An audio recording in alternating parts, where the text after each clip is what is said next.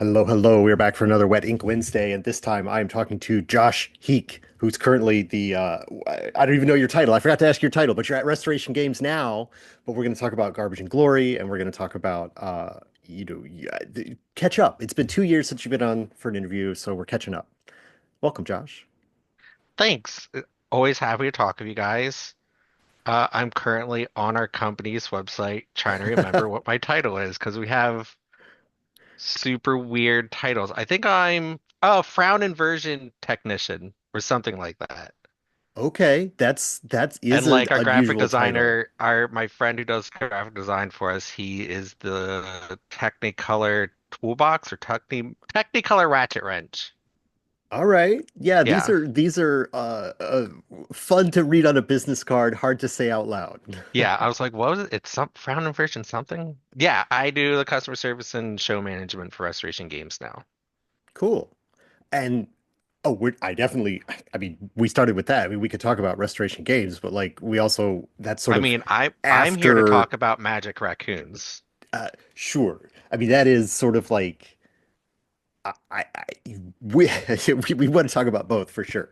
Um, so if we were to talk about Magic Raccoons, then, and fighty raccoons, sometimes they're very Sure, fighty sure. raccoons.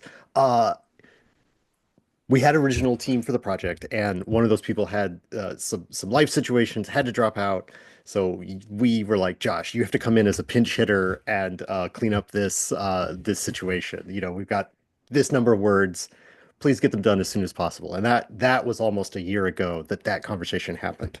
And Yeah, because Gamma's into yeah, you said this before we started recording, but I just realized that conversation was at last Gamma and yeah, Gamma's in like 2 or 3 weeks. Yeah, yeah, almost a yeah. year exactly. That was almost a year ago that happened. But because you had done the work on Psychic Kids like the year before that, it was like, all right, we know Josh can come in here and knock out some of this stuff. So we threw the word count to you, and you turned in a bunch of stuff real quick, which is what we needed to finalize the manuscript to have it all in place. And I. I've said many times throughout this process that like this um, I say it is my fault that this game has taken so long to put together because I designed the project badly and I oversaw the project badly and um I still believe there's plenty of blame to go around whenever there's a project that delays, right? But it is I want to take a bulk of the project, the bulk of the blame myself. Um, but you coming in at a late stage and kind of having sort of a your words had such a vision to them that it really helped me assemble the final manuscript of the project. And so thank you for that. And I think we had said that like I don't know, I've started a bunch of sentences. I do this so often. So the project for Garbage and Glory, the kind of the pitch is that we called it Garbage and Glory because and with an ampersand because it's mimicking that other game that is very famous and has the ampersand in it. Um, but I think what you contributed very clearly was that no, this isn't like a 5e version of raccoons doing adventures. This is like a 2e version of raccoons doing adventures. You're the way you described the sewers and the monsters just had sort of an old school feel to it that I think was great. I think it really contributed to making this weird project of raccoons against humans, but the humans appear as these giant monsters to the raccoons really sing. So again, that specific thing is something that I responded to in your words. So now I want to hear about how you came to that, right? Because that wasn't necessarily instructed by me. That was you, and but it was good. So where did it come from for you? So, firstly, that is incredibly high praise and like that might be my new business card. It was kind of two things. The first thing was like when Brandon r approached me because like I've seen the art and I was like I was very blatant. I was like I'll write the page numbers or the ta just like whatever I get to do that involves this art, I'm in. Mhm. And I think when I started doing the stretch goal stuff. Brandon messaged me, and I think his exact words were, "Do you want to write some weird magic shit for Garbage and Gore?" I was like, "Cool, right up my alley. Let's get really weird of it." And then when I was working on my chunk of the core book, I had asked you a question. I was like, "Hey, are these raccoons that actually can cast spells and are going on adventures, or are they real raccoons that think this is happening?" Because I was having a deal with physical scale, like, Yeah. and your answer was yes. I was like, cool. So like Brandon saying weird magic shit, and like I kind of got in this head like just semi-intelligent raccoons on acid trips kind of led Mm. it. That was like the crux of it. And then the other thing of it is, as someone who has loved Star Wars my entire life, my biggest complaint is they create these worlds and this lore and everything, and all you hear about are Skywalkers and like Vaders and Solos. Yeah, yeah, Like yeah. they've done all this world building and you never do anything about it. And like Dungeons and Dragons, like, you get that player's handbook and it makes some very surface references to cities and lore, but like it's not part of what you're doing. It's not crucial. So when I was I mean, writing you can everything, spend a whole campaign in Waterdeep dealing with like whoever runs that city, I guess, but sure, but like most people don't do when you that. write your campaign, like everyone I've ever known is like, I'm gonna run D&D campaigns. Like, are we doing module? No, I'm doing my own thing. That own thing has no reference. Like, there's no D&D world that they built it in. It's just like I made up some like weird, Yeah, there's a like, wizard in a tower yeah, and it's over and here on these it's mountains vaguely Tolkien sounding in the naming scheme. and there's a And Jabberwocky for some reason because why not, you know? yeah. And the other part, my other motivation is I've always loved Shadowrun's Mm. how they print their books. Like they put all this lore and word building, like you back like in the older editions and probably recent ones, like it's interspersed with like excerpts from the characters and like you're actually reading it on a matrix board of those Shadowrunners. So like you're kind of in the world reading this source book. So Mm. I just wanted it to feel like I wanted that like chaotic magic raccoon energy in everything and like Yeah. kind of like get you into that mindset like reading a rule book doesn't have to be a thesis statement. Or like it can be fun and that can also draw you into the world you're going to be building. So that was like you guys giving me like super awesome, very weird direction as the people who contracted me and then me just like also like Sam Brick, the Mm. artist, his art, like it is impossible to look at that and not get instantly motivated to like get into that weird acid trip chaos fantasy A- energy. Like the art Absolutely. practically did the work for me. I mean, because of the way that this project, I mean, I often say this about our artists. Like, I mean, this is true for Never Going Home. And, you know, like people ask, like, where did the inspiration for this game came from? And it's like, well, we saw Charlie's art, and then we had to write a game that lived up to this art. And it's exactly the same thing with Sam's art for the raccoons, where it's like he had drawn these raccoons, and it's like, is this a game? And he's like, no. And I'm like, but okay, well, Hear me out. What can if we it write a was? game Yeah. that is that uses this art? And so it is sort of like it's like an effort of the writing to live up to the promise of the Yeah. visuals, I guess, That's a is very apt way to put. Yeah, I definitely wanted to live up to that vibe that he said. right. And I can't remember now. I mean, I know he's has role played it because we got to actually play a game with him. He actually play tested a future Wet Ink Games project when he came to um uh at Unplugged. PAX Unplugged with us one night. We were like, all right, we're gonna play this game, and you can come too, Sam. Do you even role play? And he's like, I've been known to role play, and so like you know, he was right there with it for the dice rolling and the making up a character and stuff like that. So that was great. Actually, I don't think we did any dice rolling. I think it was all we were just testing a card part. But I don't know how much Dungeons and Dragons, especially Appendix N kind of stuff that he pulls from. Um, but it is kind of weird and the color schemes are sort of there's a lot of heavy pastels, but then there's like sort of weird color combinations and yeah, Like you can almost see it. Like everything I look at, it kind of feels like I could either be looking at like a first or second edition, like Lord of the Rings paperback, like those mm, weirdo covers, yeah, or yeah, yeah. The a Ballantine edition that 1980s had the a pink. 1980s van, like side of a panel van. Yeah, yeah. I mean, I think he's got a lot of that aesthetic, and it's not as yeah, it's not as strongly graphic as that, but it is once you had identified that as like, oh no, this is like an acid-drenched van from the 80s, but like with the raccoons, it's like, okay, okay, now we've got to make everything a little bit more Appendix N-y in the whole thing, which already fit with what Michelle had written about the giant, like she had done the ogre stuff, so like she'd taken the first crack at like defining how the raccoons interact with the ogres, and that's the humans, right? We call them ogres, and that sort of like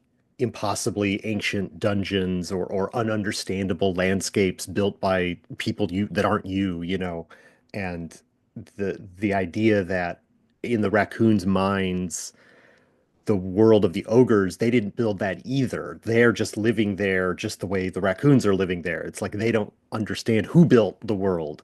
Um, because that's sort of beyond it's beyond their ken, to understand. And so they just assume that the ogres are just another being that lives in the world which was made as they see it. And that idea is so weird and not it's so far from the modern like how humans cities perceive it, but it is more akin to the sort of like cyclopean ruins and stuff like that that you get in that older school Dungeons and Dragons, which so it all came together in a great way. And I'd forgotten that you mentioned the stretch goal. I forgot that that was the sequence of events. You had already done a stretch goal. When people hear I worked on this and they're like, "Oh, what did you do?" I was like, kind of like it kind of snowballed. Like I did weird magic stuff for the Kickstarter, then I did the core book, and then I did the free RPG stuff. That's right. And then that came out first Right. because of the way the sequence of events was working, and then the book will come out second. It will literally come out in the opposite order that you wrote it because the Yeah. quick start came out first. Core book is almost ready. At the this We're recording in early February, so it has come through layout a second time at the time of this recording. So hopefully there might be a few more things to correct, but it'll be forthcoming in digital soon, very soon, and then the stretch goal collection will be assembled after that. So that's funny that it did. Yeah, you've been involved in every stage of it pretty much that way. Because I think you may have actually been at the dinner where we first revealed that we bought the stickers. Maybe you weren't at that actual meal. Um, Maybe not, but I definitely got a Facebook message early on hmm. from Brand. It was like, "Do you want to see the art for our next project?" And it was like the goose dragon and like the trash can mimic, and I was like, this is what's in my head when I play D&D. Like this kind of fucking chaos is what I strive for in every campaign. Yeah. Uh, and it is chaos. I mean, and I don't know. I guess I'm I keep still. using the word chaos. Like every video I see of a raccoon is always someone catching them doing like human stuff, like washing their hands or getting out of a box. But it's just like it seems like they don't know why they're doing it. It's just Mm. the energy. I've also grown up with very stupid pets. And like I've had dogs and cats my entire life who just I don't seem to know why they're doing it, but have a pathological need to be doing what they're doing. Like I have a dog who will pull the bag of potatoes out of my mom's cabinet and just take 3 or 4 bites out of raw potatoes. And you'll just come in the kitchen and like it didn't like it to eat one whole potato, just like 3 or 4 bites out of 6 or 7 potatoes. And I'm like, I don't think this dog knows why I did it, but it has a deep primal need to eat What? chunks out of. Yeah. So like the rat, like I hurt. So like at the current axe throwing league I'm in, Mm. I heard someone was into raccoons, and I gave him one of the free RPG quick starts that I had. Yeah. I was like, "Oh, let me show you a picture of our pet raccoon that we saved." that we're fostering. I was like, why do you have a pet raccoon? It's like, well, we say it's cute, but now it has like it's commandeered most of our house because now it has a whole room and like it does weird things. It's like, yeah, because they're raccoons. They do Yeah. weird things and no one knows. Like, I don't even think the raccoon knows why it's doing these weird things. Uh, yeah, it's so easy to, I mean, it's so easy to anthropomorphize their behavior like that, right? I mean, there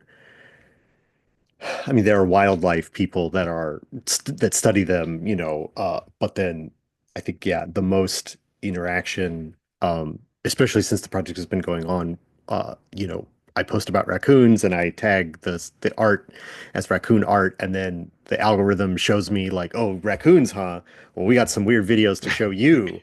And then so, I'm on the Wet Ink Games account watching raccoons get like broomed out of warehouses and climb up the back of um, garbage trucks. It's like a video of a Yeah, person behind a garbage truck on the road, and the raccoon is climbing up the ladder on the back of the garbage truck, or and like it's like, someone knocks on like a trash can outside of McDonald's and a raccoon opens it like it's their house and has a very human like, what? I'm in the middle of dinner. The yeah. weirdest raccoon thing I've ever heard was actually Origins. The last time I worked the booth for Wet Ink, and this woman walked up, and it was before the Kickstarter. We were putting out all those promos, and we're like, "Are you into raccoons?" And she's like, "Well, actually, my son is in the army and stationed in Korea, and because raccoons are so exotic outside of North America, instead of cat cafes, they have raccoon cafes." And I stopped her. I was like, "Hold, you can't walk away." And I put need that in more my head information. and just like, what do you, she's like, yeah, it's like they have cafes, you get coffee and like hang out with like pretty tame raccoons and stuff. I was like, that's insane. Because I just pictured like a raccoon in a trash can. And that, but yeah, raccoons are it's that weird, like, they're kind of anthropomorphized, but they are feral scavengers. Right. I mean, they're eating. I mean, right.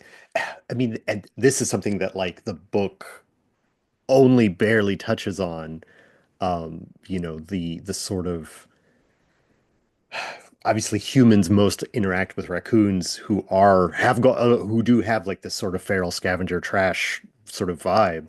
But obviously when there weren't you know these European style big cities here in North America, like the raccoons were doing just fine living on clams and berries, Yeah. catching crawfish and stuff like that, and doing very well for themselves, thank you. And it's almost like, I mean, like any of those animals that have sort of the generalists that have adapted to living in human cities, it's like we've made them insane. Like this isn't how they're quote unquote supposed to be living, but like, we've completely changed their society into a scavenger society. The book hints at all of that, and I think it's not a major focus of the book though, but that is sort of like a disturbing element that lies underneath it that I think we discovered in the writing, like that there is sort of a unknowable past and a sort of barely knowable present, that underlies the society that the raccoons exist in. Yeah. I guess that didn't lead to a question, but it is sort of it's part of this whole project has been sort of discovering it in the writing. It definitely, for me, writing the parts I was given, like, I worked on some of the classes or the callings, and I worked on some of the monsters and locations. It is something that kind of like, at least for me in my process, it kind of like very naturally and almost frenetically built on itself. Because I was like, all right, raccoons are doing magic, or they think they're doing magic and they're going on adventures. There are other scavengers in North America and in Mhm. cities. So like, what are crows doing? What are like other animals like cats and dog? Like there's stray, like the alley behind my house has like 4 or 5 stray cats. And every time that like I drive to park my car and one of them stares at me, it looks like it's gonna pull a shank on me. I'm like, why are you like, of like This is like my they're alley, like human. it just builds on itself very quickly when you like you take the idea of the when you take the buy-in of Garbage and Glory. It's like, all right, you're gonna be a raccoon. You might be throwing fireballs or building a jetpack out of Mountain Dew bottles. Then like, all right, well, if that's the world, what's like outside of my arm's reach. Like what the monsters, all right, well if there's a sentient trash can, like what made it, like it just like kind of just like tesseracted out or tessellated like very quickly and it just like kind of sucks you in. But like yeah, then you're like, well like what do prey on raccoons and like how are do they coexist with possums? And oh, possums are insane as well.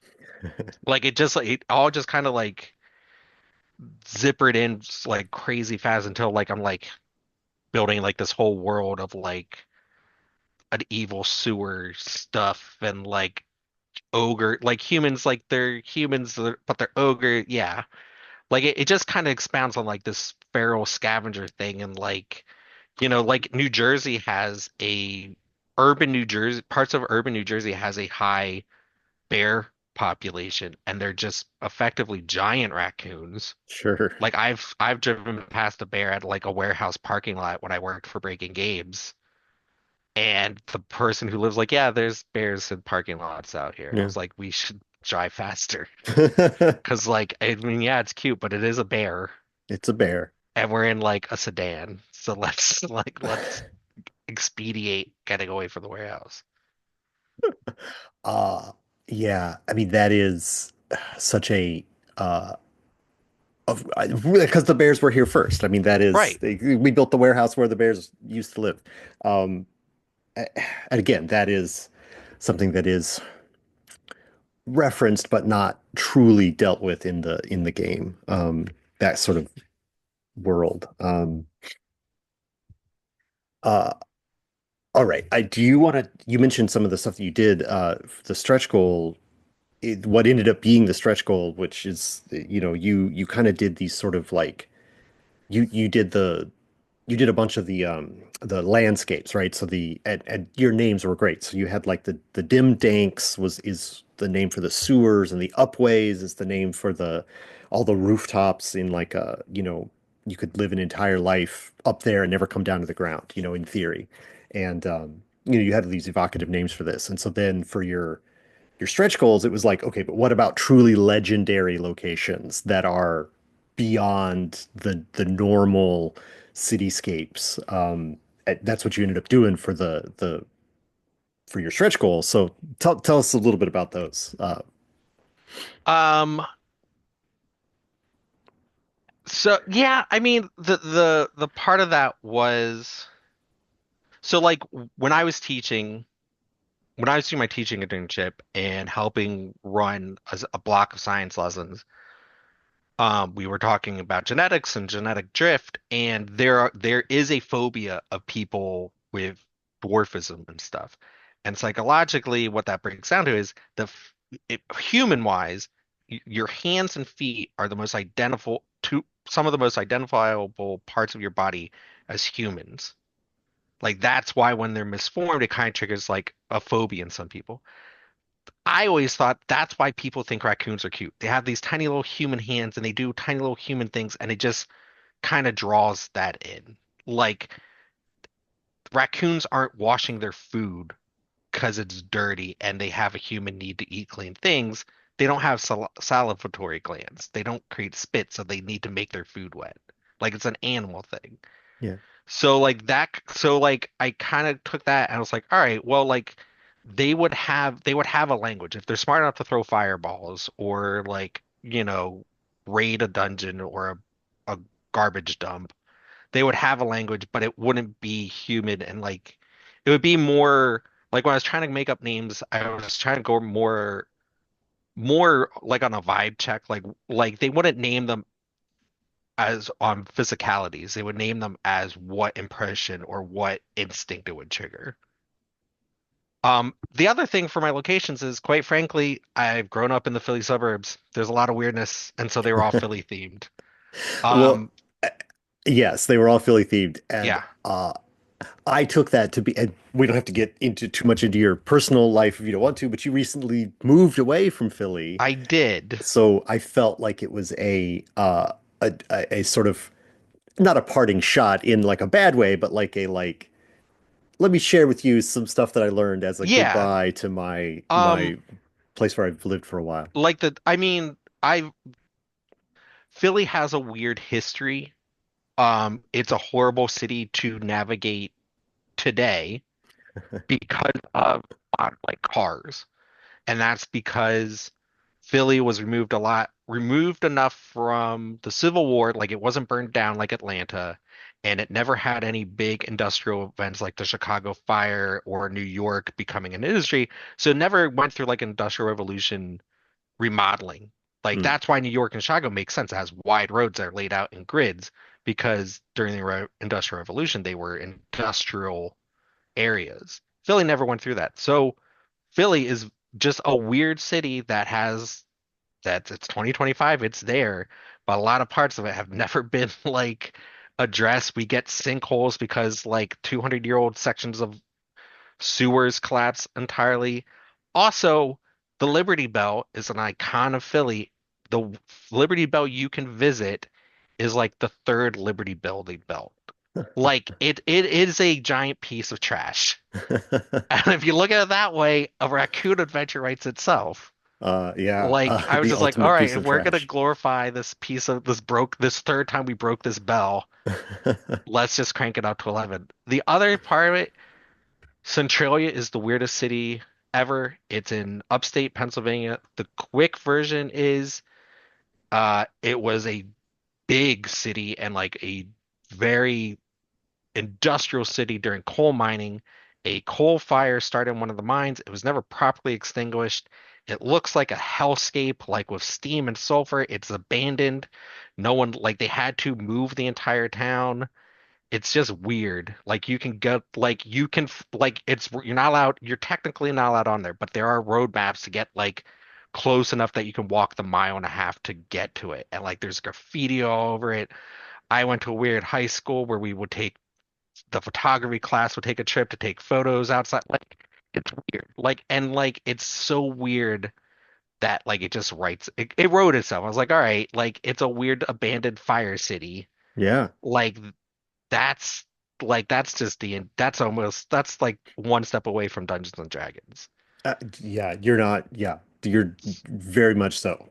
And But yeah. yeah, like I was writing it and like I think I was writing it I had already like I had started dating my now fiance, the amazingly talented Nicole Mato, who lives in upstate New York. So like it was kind of like I wanted to get like the weirdest of Philly out in the open and kind of like get people to check it out. Yeah. And you did. I think it's really great. I think to have those sort of extreme environments because that is sort of like a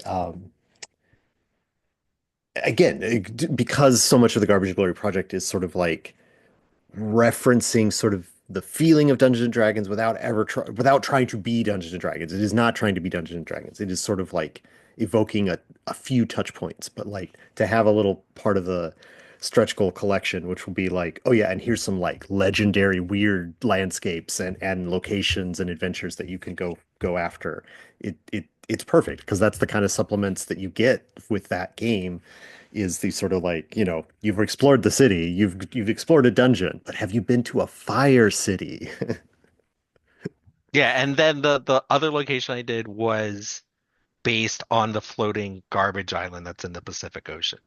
And like I just like that just wrote itself by if an anthropomorphized raccoon heard of a garbage island, expand. Like that was Yeah. easy. That was it. I was like, yeah, of course a raccoon. Then you have raccoon pirate. Yeah. Like I said, like the vibe of the thing just kind of like dominoed very quickly, and I was just like writing for you guys like all right, Matt's notes are this, do this, and here we are. Here we are.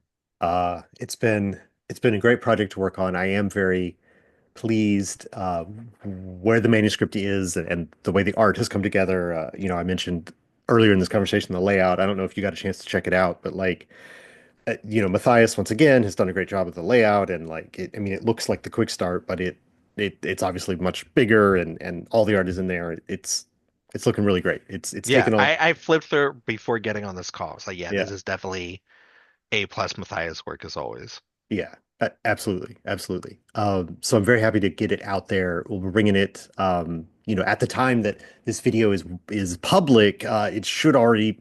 I hate to put dates on anything because who knows what happens, but like by the time you're watching this, it should be available, at least to have gone out to backers. I don't know if we'll put it for sale on Drive Through RPG at the same time, but it should be out there. And then we'll hopefully have been ordered it in print, and the printed copies will be there. So we're looking ahead to Origins in June being our like big release party is what we're calling it. Because that's where we met Sam. At that point, it'll have been 3 years since we met Sam. And in that time, the book got worked on and came out. So that's the future of Garbage and Glory. Um, so I want to talk to you a little bit about some of the other stuff that you've been up to because yeah, obviously Garbage and Glory, while fun, is not like it's not enough to take up your whole time. So you're doing a lot of other stuff. And you said it was the Frown. I've already forgot. It was the Frown Prevention Specialist. Frown Inversion Specialist. Frown So Aversion I work full time Specialist. for Restoration Game. My two main tasks are maintaining and running like the customer facing customer service. So I'm the person that answers the email immediately if you like go to like help at Restoration Games or like contact us through the website and if you're a customer. And like if you're like, oh, I'm a retailer, how do I get cases of unmatched? I'm like, I'll connect you to the sales team. And then I help plan our conventions and manage them when we're actually there. So like I help build our booth. I help like be there and like manage shifts and like all that stuff and like the chaos that is a convention and then like breaking it all down and packing it back on a pallet.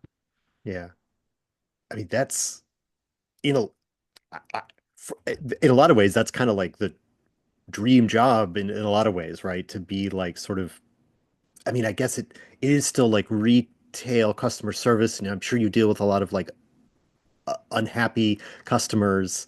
But to be sort of like, no, it's my job to like connect people with games and like arrive at a convention to like work for 4 days to like get games in people's hands. Like that is that's certainly some measure of like making it. I Do you mean, feel that way about it? that's how I look at it when I've answered too many emails from people who are less than polite. Mm, Like the one thing is like I could take up hours just and I've worked retail my entire adult life. I count teaching as learning retail and soft skills of conflict resolution and interacting with people. I worked retail like at Circuit City and Sports Authority and stuff. I've worked in insurance and call centers my entire adult life.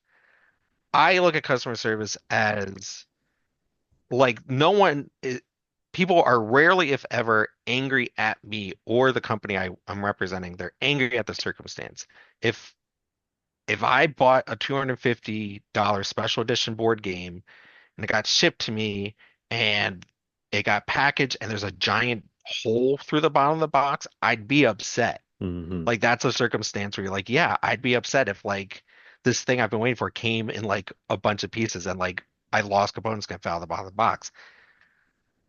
Not taking it personal. It's like, yeah, here's our replacement people. Like talk to this, fill out this form, we'll send you the missing parts, et cetera, et cetera. And then like being at a show, like being the only way working conventions and managing conventions has ruined me is that when like I go to a Comic Con with friends for like someone's birthday or something, I have no idea what to do. I'm like, wait, we can leave the exhibit hall? Like we're not going to be here for 8 hours? Like, what would are you gonna go to a panel? I was like, I didn't. Why would I look at Pan the list of panels? Yeah, Like I'm I'm gonna be in not my like booth all day. It's like yeah, you're not but we're working like this we're here show. all weekend. Like you didn't I'm like right. I can do whatever I want. I can leave and go back to the yeah. It's a very weird thing like to be at like walking the exhibit hall at like a comic convention. Like oh, I don't have to. I'm not begotten to anything. I'm completely at my own control. Also like the way my ADHD manifests, I enjoy detailed managed like managing the show while it's happening. That is a natural skill set. My coworker Jen, she's the one who like does all of our booking and like does the paperwork with the convent. That's the stuff I struggle with. But like once things are happening and things are moving, I just have to like juggle some plates or like, all right, you're sick, don't come to shift. We'll get like that stuff I enjoy. And yeah, like I mean, I it's a job. It's a 9 to 5. I'm participating in late stage capitalism with all the stress that is entailed. But like I am involved in board games. So Hmm. like my worst day is barely as bad as anyone else's. Yeah, that is right. Both of those, both halves of what you said there are very important to keep in mind. Can I ask you a little bit about how like you set up the booth and how like you actually get? I mean, you mentioned the. I guess we should also talk about like what restoration does. Like, what is the actual content that you're putting out there, and then I kind of want to hear about how you go about if you're the one who decides this because you're organizing the booths, like are you organizing more logistics or are you organizing more like that actual interaction with the person in the aisle, like because Yes, there's a whole yes, strategy to and that. Yes, yeah. and So so start with what restoration does and kind of because they've got kind of a thing that they do. yeah. So tell for the So people who don't know. it I will give you the answer I give when people come to our booth and ask me this very question. Yeah, Our name's in the title. So what we do is we pick up out of print licenses. So perfect example is Dark Tower. It was a board game from like the late 80s or 90s or so. It's really cool. Everyone loved it. We got the original license. We picked it apart. Like we laid it out on the surgery table, pulled apart. We looked for the core and heart of it. Like what was it about this game that everyone enjoyed? That's not nostalgia. And we're yeah, like, all right, the tower had this great presence and like there was this lore. And so then we restore it to modern standards of gameplay and components. So Return to Dark Tower is our restoration of the original, and the tower connects to an app through Bluetooth and does all the micromanaging. So like when you play Monopoly, someone's the banker, and that's effectively their role. Like they're playing a little, but mostly they're managing it. The tower that like you does all the fiddly. All right, you this event's triggered, put this thing on this, read this thing. Here's how you go through dungeons. It does all this stuff so everyone's free to play it. So like and like I was like, well, you cut this part out. Like we just did crossbows and catapults. Like, oh well, why didn't you use rubber bands? Or like everyone hated rubber bands. They fall apart, they rot. That's why we put springs and everything. Like we don't replicate, we restore. So like hmm when you buy an old car, like you're not gonna restore it to look like an old car. You're gonna restore it to like look cherry. yeah. That's our niche. Like we like Unmatched. We was an old Star Wars card dueling game that like it's kind of turned into our own thing, but like that is also restoration. Yeah, I didn't The realize that that was the other titles that I know of.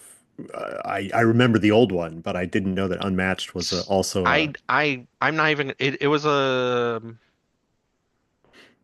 I don't remember the name, but it was a card battler. It was like a one-on-one card battler that was stars, and we was but like I think when the I think we're almost up to like 60 decks. So like it is effectively unmatched. Like yeah. but like even that started its genesis was a restoration. Like that's our thing. Like we restore old things. I'm gonna be very real with you. 9 out of 10 times when someone comes in the booth and like, hey, you should really restore this game. It's like, cool. It's crazy that the amount of times people like, this is the game we loved, and like when we look at it, it was like, this what you loved was some glow in the dark plastic. Like there's no gameplay to and some of these games like yeah I love that game and then when we then we're all gamers so like someone usually has an old copy in their collection or we find one on hmm eBay and we're like there's nothing here like this was just a really cool piece of plastic that like Milton Bradley or Hasbro back in the day or Parker Brothers pulled out and I like mean, those are all the big ones. there's not enough meat for us to like Yeah, pull yeah. together because it was just like let's crank out cool plastic but that You'd was like be you'd be inventing a new game that used a yeah, similar piece of yeah, yeah, plastic. Did you do, because there's a new version of Key to the Kingdom, right? Is that also one that Restoration did? yeah. Um, I think I think so. But like I'm only like I just wrapped my first year full time. So like there's some of our older games I'm hazy on what we did. I think we did Keys to the Kingdom. I mean, it's the same. It's the MO because like it Key to the Kingdom is I have that game and it was a adventure board game Yes, we did. As I and Googled this very quickly on my other monitor. and it's I mean there was sort of a element to it and the board came folded. I mean it's a board game, but like you had basically two mini board games for kids in the Yeah, audience. yeah, Board yeah, games now usually the board folds in at least four pieces so you can get it into a square box. But like the standard from back in the day was that it folded just once and you had a rectangular box. And so Key to the Kingdom had two rectangular boards and you set them together and it makes a big square, but you put them folded so they had a side you had like two sides of the world and you had these holes in the that had been stamped in the cardboard that there were the whirlpools. So you travel through the world, you get to the whirlpool, then you open it, and then you open yeah, the inside of the board, and then now the board is like four wide on the inside if you have both whirlpools open. And there were all these challenges on the map, and you had to like have a hazard handbook that you would reference, like, oh, I'm at the Rainbow Bridge. Like, how do you get across the Rainbow Bridge? And there's a very specific sequence of events that you have to do, and usually it involves either rolling odds or not rolling a six, or it's not that complicated to go through all these things, but yeah, the idea that it was this sort of like impossible series of trials and everywhere there was no, it was roll and move, but it wasn't, there was a lot of like struggle to get yeah, through yeah, yeah, the shortcuts and the obstacles and stuff like that. Anyway, but it's been redone as like, and I'm yeah, sure it's been plussed up and all those things that I said about, I'm sure the roll and move element is decreased because that's like a thing that's considered bad game design now. And um, I'm sure all the hazards are sort of probably more interesting than just rolling yeah. Like one of my only. favorites is our Thunder Road Vendetta, Yeah, I and was going to like ask you about that one. when we restored it, like what we came away from it was like the concept of the infinity board. Like when you get to the end of Mm, the track, you just rotate one out. That was the coolest thing. But like the gameplay was kind of flimsy and lacking. So like now then we put in like, all right, so you have multiple cars, you can bash, you can shoot people, you can pick up hazards, there's ramps. Like we definitely like, all right, if like the vibe of this is like kind of post-apocalyptic Mad Maxy aesthetic, let's have the gameplay represent that. yeah, So, but like the original was very much like, yeah, it's a race along this infinity board. Like if that was printed now, a lot of people's like, where's the gameplay? right. But there was enough of a heart to that like we had some meat to, like we had some ingredients to work with. I mean, I've seen that one on the shelf. A friend has that on the shelf, the old one, and it's like there's a little helicopter on that game, but that's clearly because Road Warrior has an auto gyro in Yeah. it. Like it's very much from its time. It's just what was hot at the moment. Um, yeah. So, is there for Thunder Road Vendetta? Is there like, what are some of the other elements that have been put in? Like when you're talking about making the infinite board, you could, without too much trouble, make it's sort of like I was thinking almost like three. You could have like five pieces of track almost, and then you get to the end, and then you just take the last one off and slide it, and it's sort of like The base because game you start out with a trail of three. And then like I forget the count of the base game, but like there's more than three. So when you get to the end, you just pull one off the stack yeah, and put that until someone gets to the finish line, and then there's like a last one.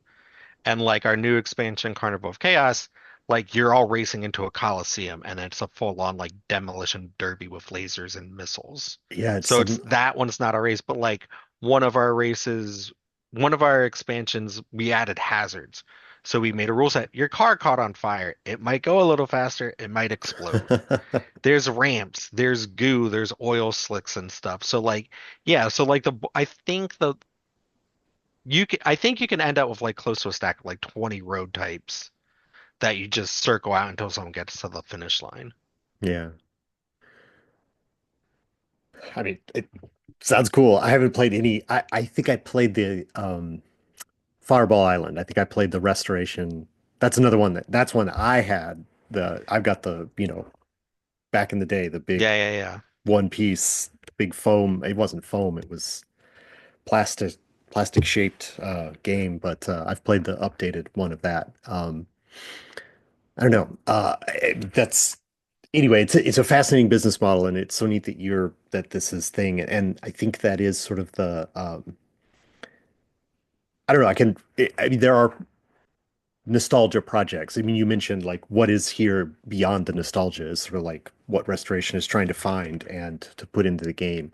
And that's such a I don't know, like there's a new Tron movie and there's new Ghostbusters movies and there's new, like we're in this the age of like recycling the stuff that is that age. Um, Yeah, so and it I makes I sense think on that level, but also I respect that they're not just because I think that is it's not Thunder Road, it's Thunder Road Vendetta. It's like a new yeah, thing that like uses we're very clear that a there's a difference between recycling and restoring. hmm, Like we never want to make a copy of the game we're redoing. Like we want to restore it, and like what we want to do is trigger the same vibe or feeling you had playing the original. right, Like right. sure, like there's a lot of games I loved growing up. I loved Labyrinth from Ravensburger and like Gin Rummy games. Labyrinth is a game that I've played a lot of. Yeah, like that was a game that was the only game my nana would play with us until we started beating her. And then she's like, I'm done. Now we're gonna play Gin Run. My Nana was a very sore loser. Like she would play a game until we'd beat her. And then like, all right, here's a new one. But like, you know, like I mean Ravensburger exists and they have lab but like as an example, we would never want to do like a labyrinth that you take out of the box. You're like, oh, this is labyrinth just with 3D printed tiles instead of Right, or cardboard or whatever. you would at Like least add like, dynamic hazard squares of some sort right, or and like a like three-dimensionality to it where like mm, gameplay, our goal, like with Thunder Road, like my favorite demos are when people walk away and they say, I love this game. It felt like I was playing the original, but it's definitely its own thing. Like yeah, that's what we always try to achieve. yeah. So so like it's great. So we talked about that. But I want to get back to like asking like that kind of contact point at the booth. How does because a lot of restorations games are big, and you mentioned a price tag earlier, which is a big price tag, and there is sort of a market for like big games. At least there has been, as we sit in the age of uncertain new normals here Yeah, in yeah, February yeah. of 2025.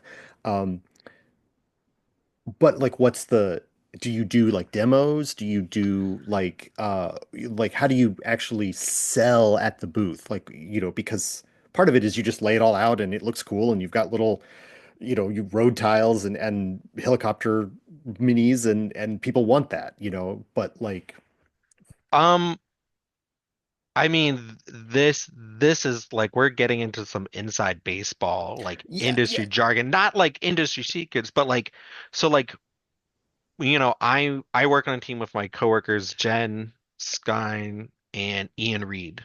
Hmm. Like we're the and some other people like our marketing people step in and out when it's appropriate about like, hey, what are our promos gonna look out? But like we have pointed conversations, like we've had conversations that like, hey, our goal going to a show? Is our goal to create a booth that's a pop-up market and we just want to sell as much product as possible to try to recoup the cost of a show? Or is our goal going to a show to have interaction with our community and fans and build our community? And those are two different layouts. Yeah, So like, if we want to focus like, hey, this show we're going to do, we want to interact with all of our fans, we want to give them time to like interact with the games they like and da, da, da, we're going to design a booth that is going to be more draw people in, but not necessarily expedite them getting out. And like that comes down to our design of demos. Like, hey, if we're going to focus on community building, like PAX Unplugged in our booth, we got very lucky that our booth was like right here, and then across the aisle was our events section. So in our booth, because we had this conversation, we're like, all right, our booth, we want to show Carnival of Chaos because that's just out. Here's the demos that'll let people pay like 2 or 3 rounds, 20 minutes, but give them the vibe. So they're Hmm. like, all right, this is how it is different. And we made sure like we ended them. I was like, hey, here's the game behind me right here. You can buy here, or we're doing full plays across the aisle if you just want to like enjoy this and get your friends to play this game that you haven't been able to get on the table for the last 6 months.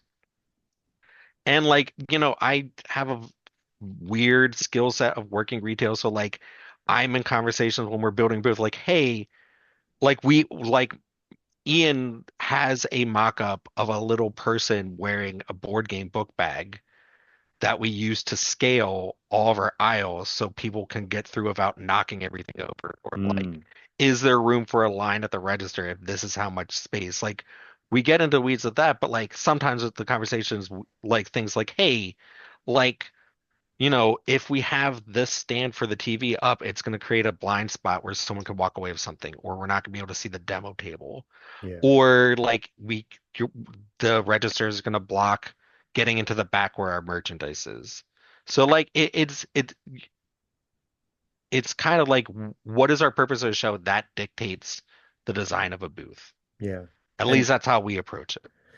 and I suppose like space, the physical limitations of space kind of do that too. Like if you've got space to have a game set up and a table of I imagine 4 to 6 people sitting around the table, and perhaps there's a floating teacher of the game that's like getting the table started and then going on to the next table. I mean, also where that space is located in the exhibit hall. Like if we Yeah, have an island, meaning we're at the end of a row, and we don't have any adjoining neighbors, that dictates where we put our banners and which sure. direction do we want to face. Like, hey, here's the map.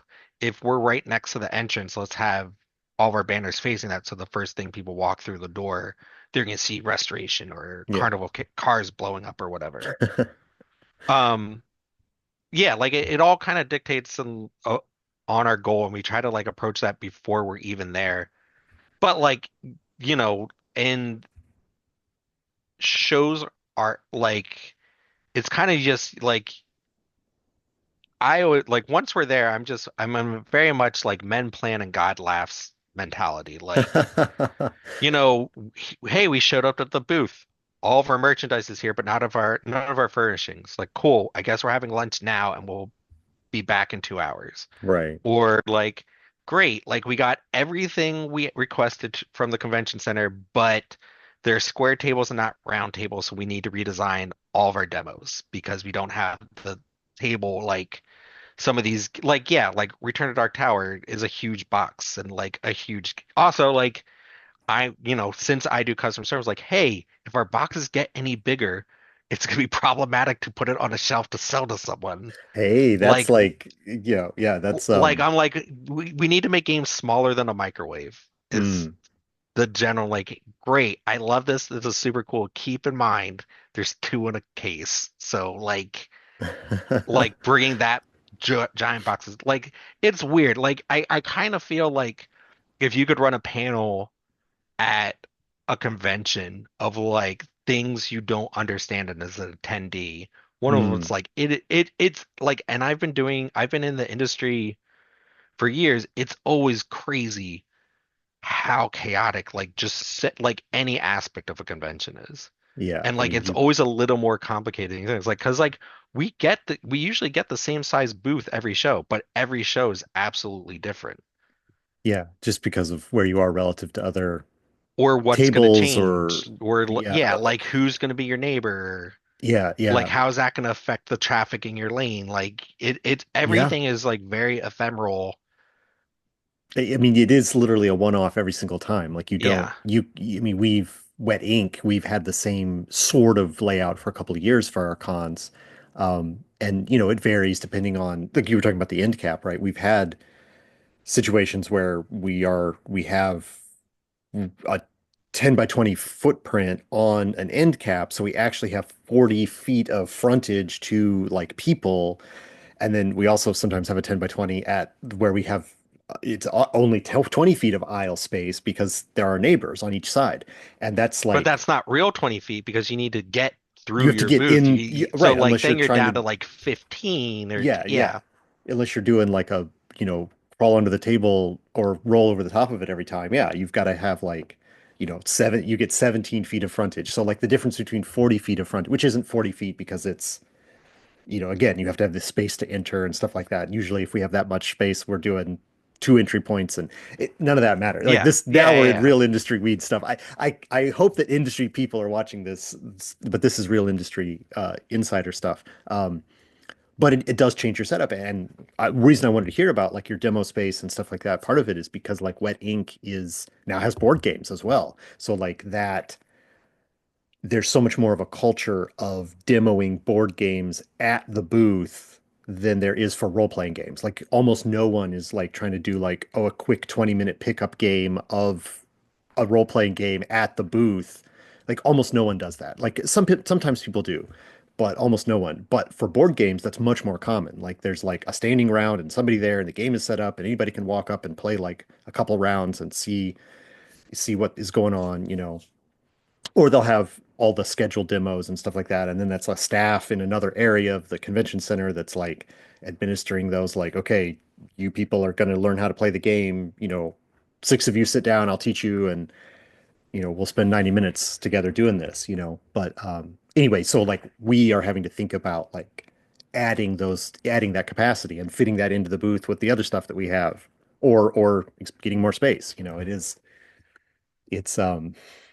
it's just tough to think about the ways that that very front edge of like interacting with people. And I liked what you said earlier about like kind of because there is sort of like a random person walks by that isn't there to shop for your products. They'll walk up and they're like, "Ooh, what is this?" And so you're kind of starting from zero with them, or not from zero because if they've come up and asked you a question, they saw something that Yeah. caught their eye, right? So, but you're only at like 15 to 20% with that.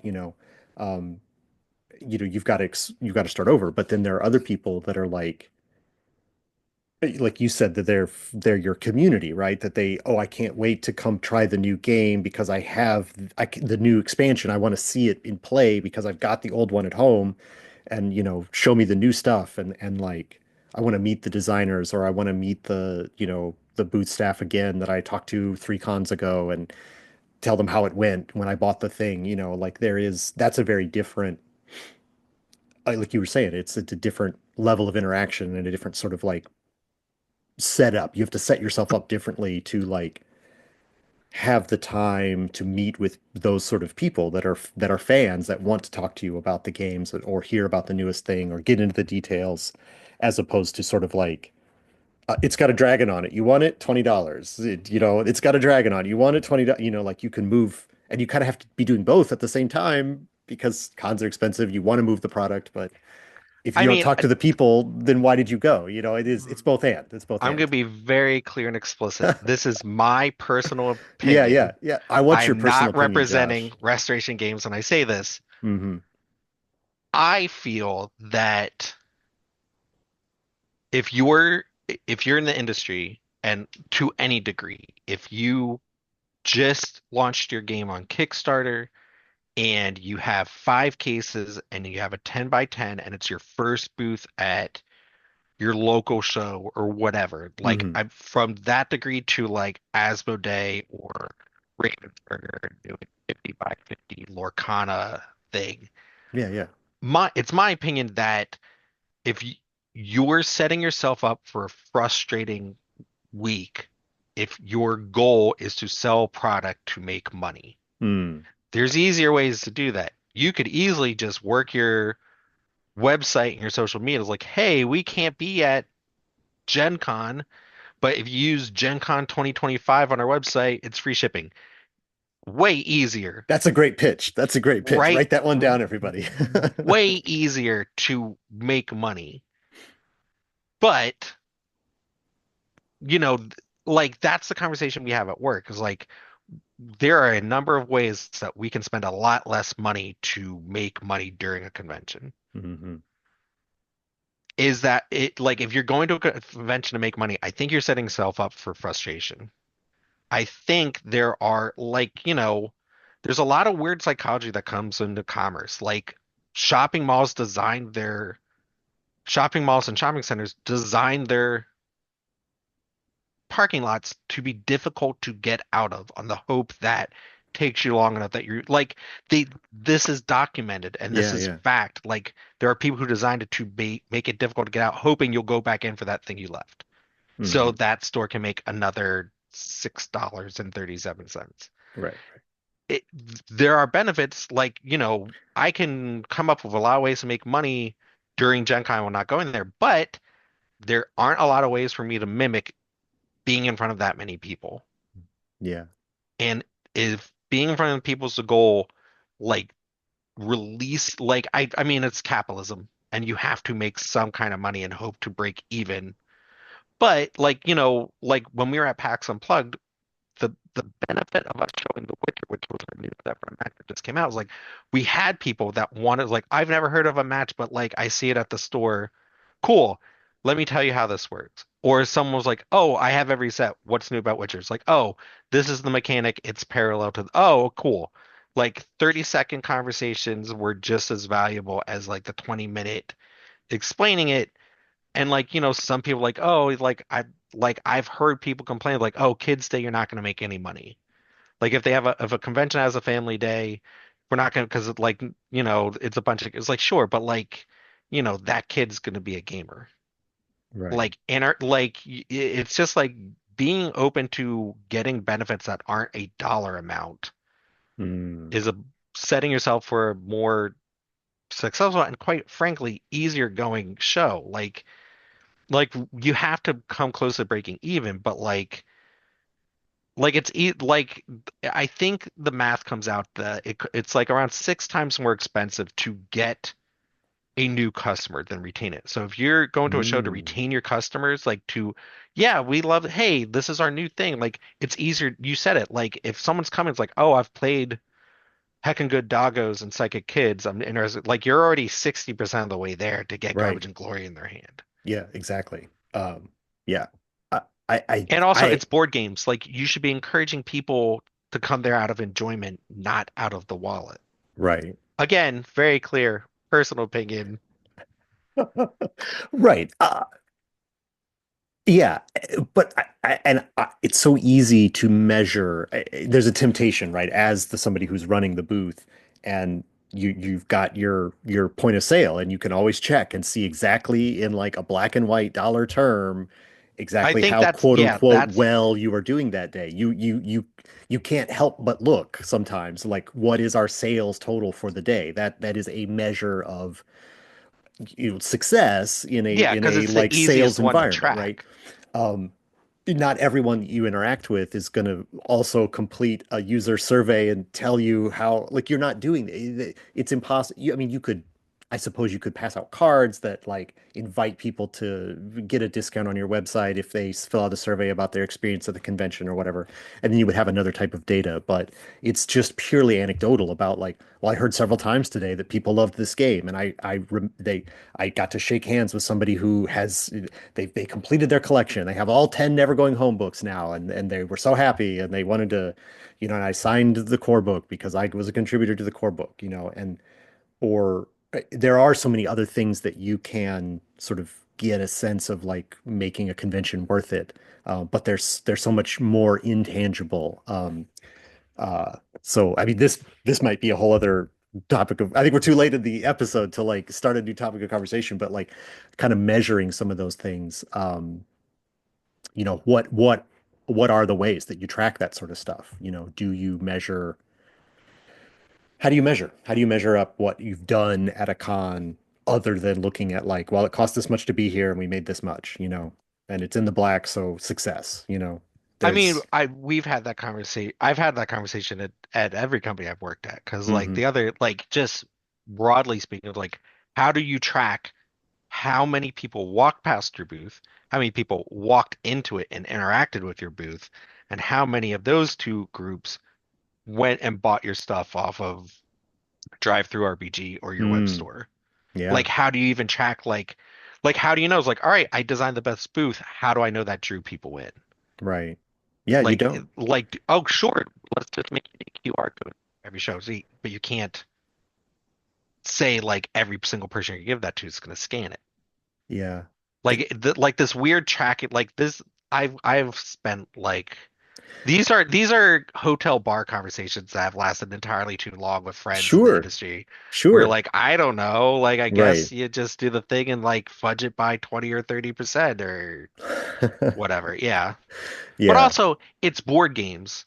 Like it should like would like I've handedly said this. Like if you're a kid that's looking at the miniature and you're at my booth, 5 to 1 odds, you're gonna walk away with it. I was like, yeah, it's a kid.